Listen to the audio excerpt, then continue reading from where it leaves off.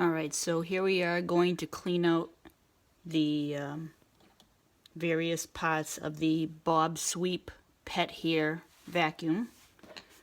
I have it upside down at the moment so we can see the brushes. I'm just going to give you a quick rundown of how we clean out. And as you can see, it's the main brush here is full of hair. It was just running in the house. So it started to slow down a little bit, so I knew it was time to take it apart and clean it.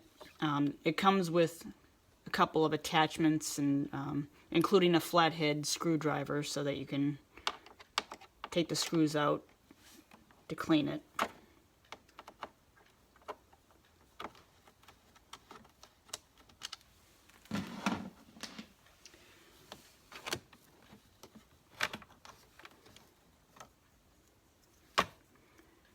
Usually the hair gets wrapped around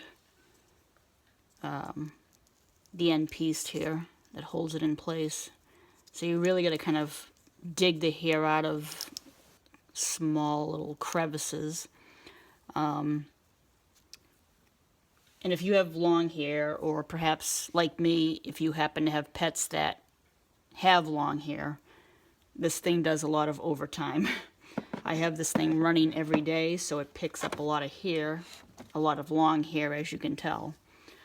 So I'm just going to try and clean this off as best as I can. Put it back on. I'll have to empty the dustbin too, but that's a given.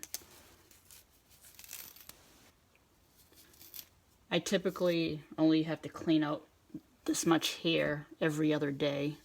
But like I said, that's because I let it run every day and it picks up a lot of hair in my house. So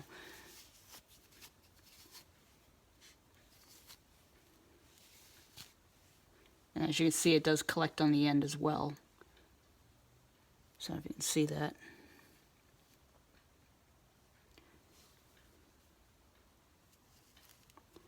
It just really wraps around the edges of the...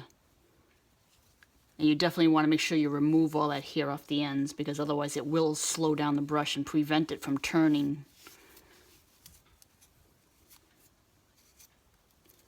Alright, so I think I got that. So I'm going to just put this back. And it is fairly easy to take apart and clean once you get the hang of it.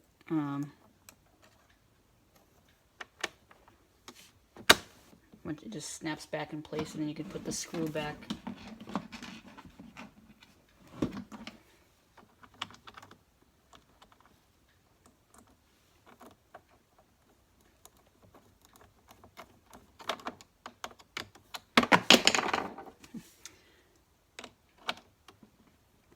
There's also a little side brush here.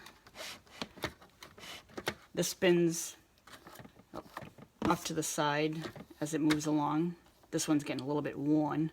I believe I do have an extra spinning brush, but you also want to check under this, because this sometimes accumulates long hair underneath, and you definitely want to clean that up, because that, like I said, if you don't clean it out, it'll prevent the brush from turning, and you'll hear it struggling.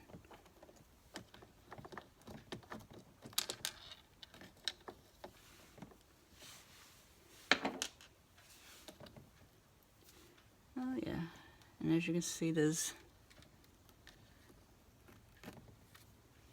this thread or hair, so you gotta really dig it out pretty good in there.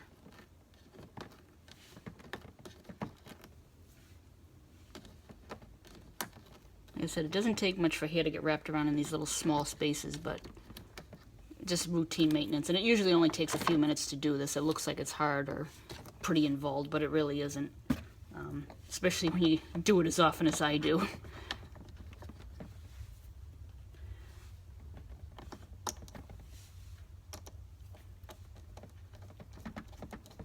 But if you have pets that have short hair, or maybe your house doesn't really accumulate that much hair or dust, then chances are you're not going to be cleaning it as often.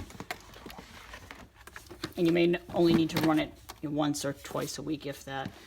Here's the back of it. This is with a dustbin. And as you can see, it does pick up quite a bit of hair, so I'm going to dump this out and put it back in. But other than that, it does come with a little HEPA filter. You just have to clean it out, and I'm going to probably dump this out and maybe rinse it off and put it back in. But I just wanted to show a quick video of how easily it comes apart and what's involved in cleaning out the brushes so that it runs efficiently. So I hope you found that useful.